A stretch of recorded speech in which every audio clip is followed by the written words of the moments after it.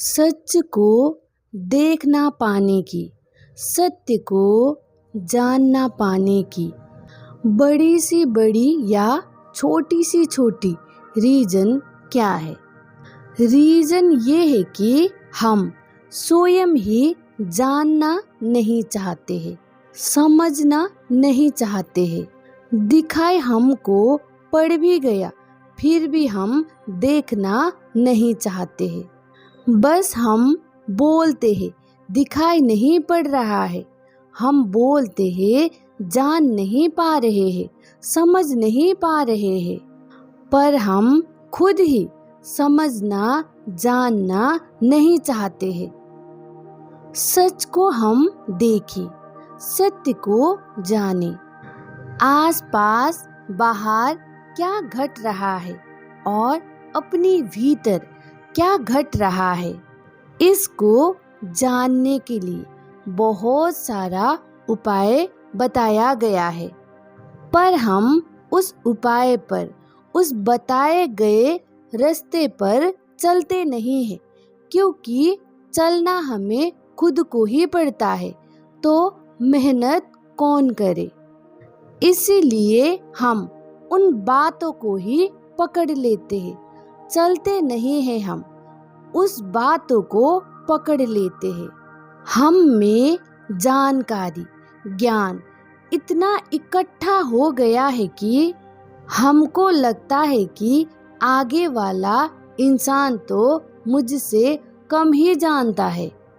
कोई सीधा साधा साधारण से इंसान दिखाई पड़े जो ना इतना ज्ञान की बातें करता है, ना दिखावा करता है, ना कुछ शास्त्रों की श्लोक की बात करता है, उसको देखकर हम ये समझ लेते हैं कि इनसे तो हम बहुत ज्ञानी हैं, हम में तो बहुत समझ है, हम तो बहुत कुछ जानते हैं। हम फिर शास्त्रों की बात करते हैं, जानकारी की बात करते हैं, जो हमने खुद अनुभव नहीं किया है, खुद जाना नहीं है, खुद जांचा परखा नहीं है। जिसको हमने पकड़ा था, अब हम उसके दम पर बोलने लग जाते हैं। जिसने अनुभव किया है, जिंदगी को जिया है, अनेक परिस्थितियों को जिया है, जीवन में आया हुआ अनेकों हार को भी स्वीकार किया है और जीवन में आया हुआ अनेकों जीत को भी उन्होंने जिया है।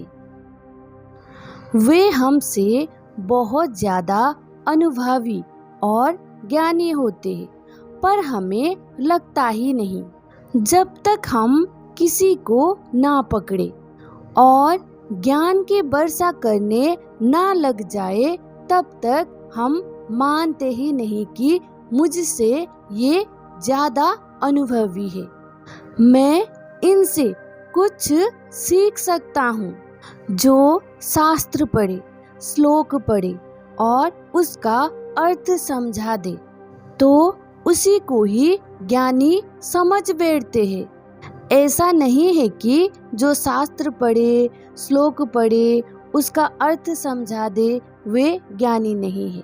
वे ज्ञानी हो सकते हैं, वे अनुभवी भी हो सकते हैं, वे भी अपने ढंग से जीवन जिया हो सकता है, पर बहुत कम होते हैं ऐसे।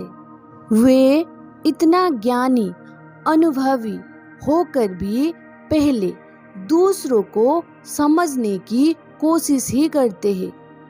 वे अपनी ही ज्ञान की वर्षा करने नहीं लगते हैं। सच को देख पाने के लिए, सत्य को जानने के लिए बहुत सारा उपाय दिए गए हैं, जैसे कि सजगता, शरीर शुद्धि, भाव शुद्धि, विचार शुद्धि, विचारों का निरीक्षण करते रहना। बहुत बड़ी बात ध्यान, सजगता। क्या विचार उठता है, क्या कर्म होता है, कौन कर्म कर रहा है, कौन सोच रहा है और कौन देख रहा है, इस पे होश। हमें होश को ही साधना है, हमें ही करना पड़ता है, कोई दूसरा हमारे लिए नहीं कर सकता।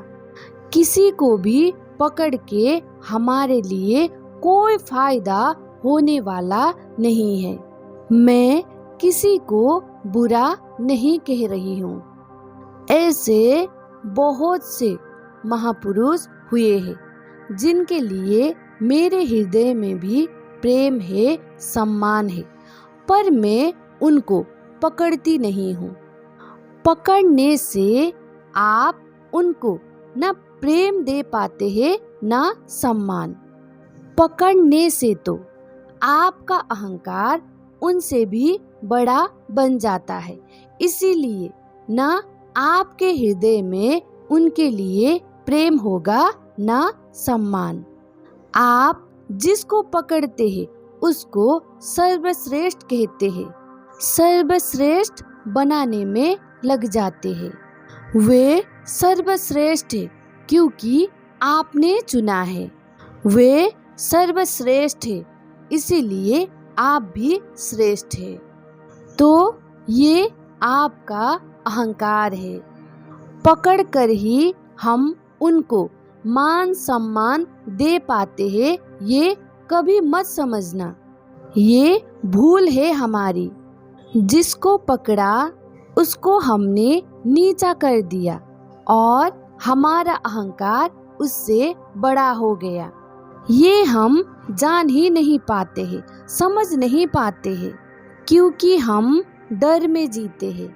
हम अपनी जिम्मेवारी हम खुद ही उठा नहीं सकते हैं, क्योंकि हम डर में, घृणा में, ईर्ष्या में, क्रोध में जीते हैं।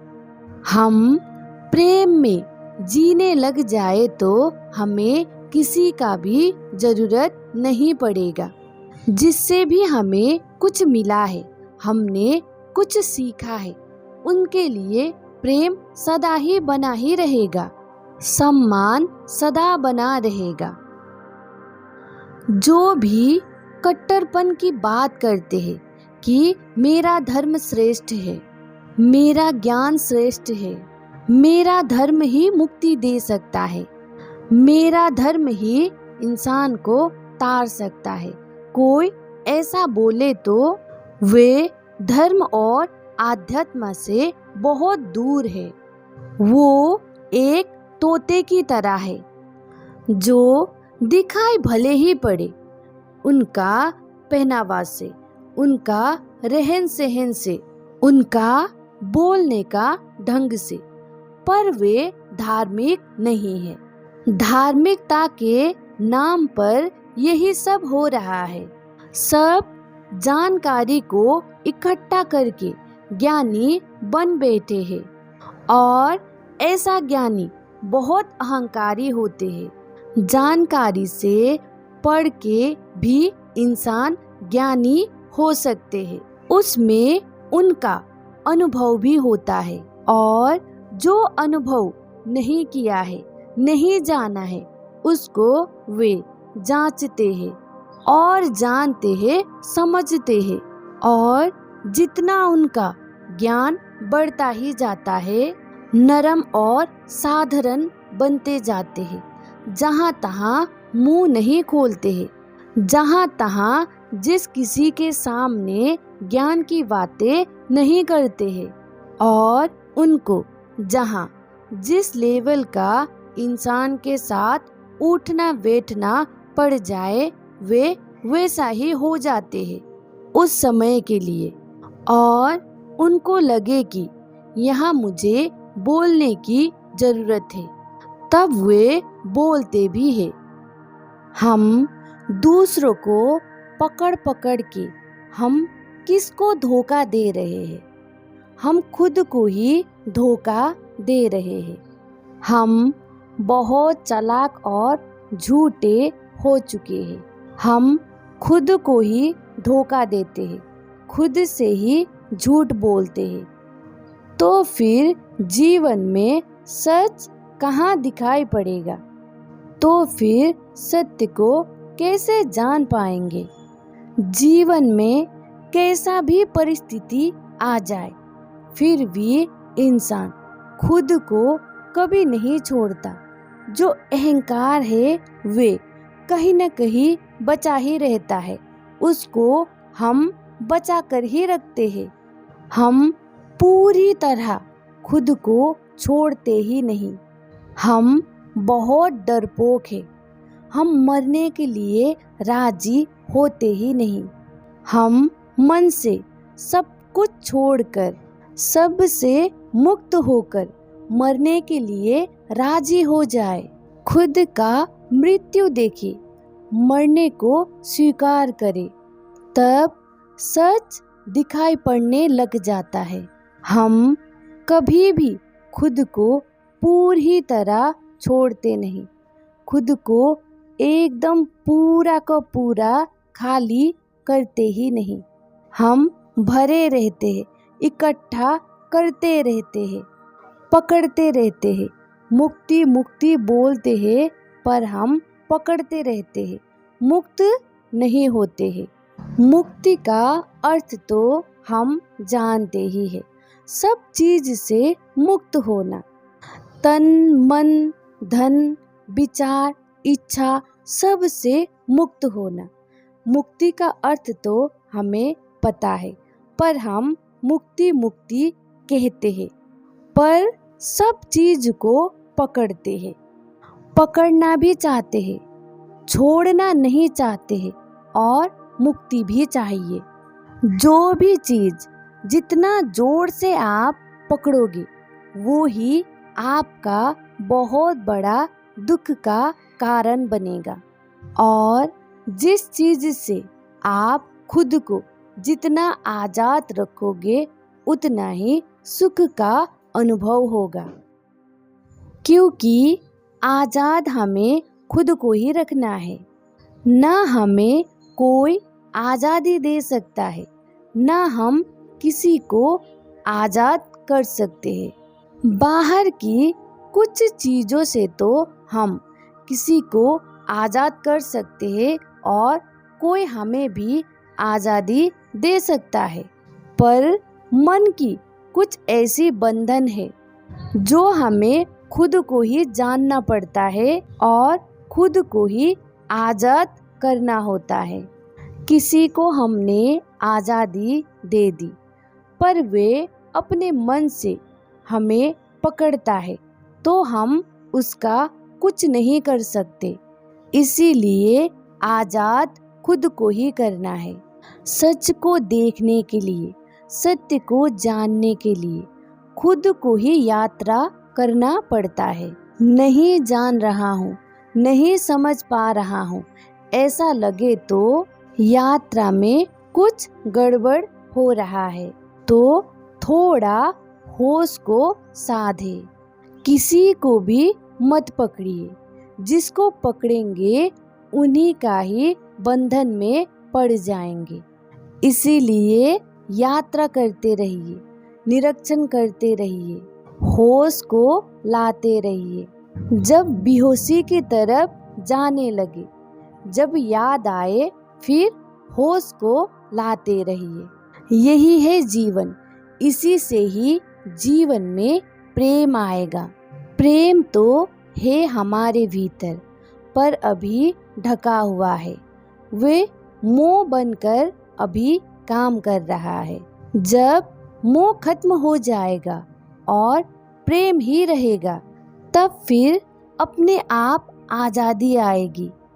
मुक्त हो जाएंगे, आनंद में रहेंगे। कैसा भी हालत हो, हमारा आज़ादी, हमारा आनंद कोई छीन नहीं पाएगा।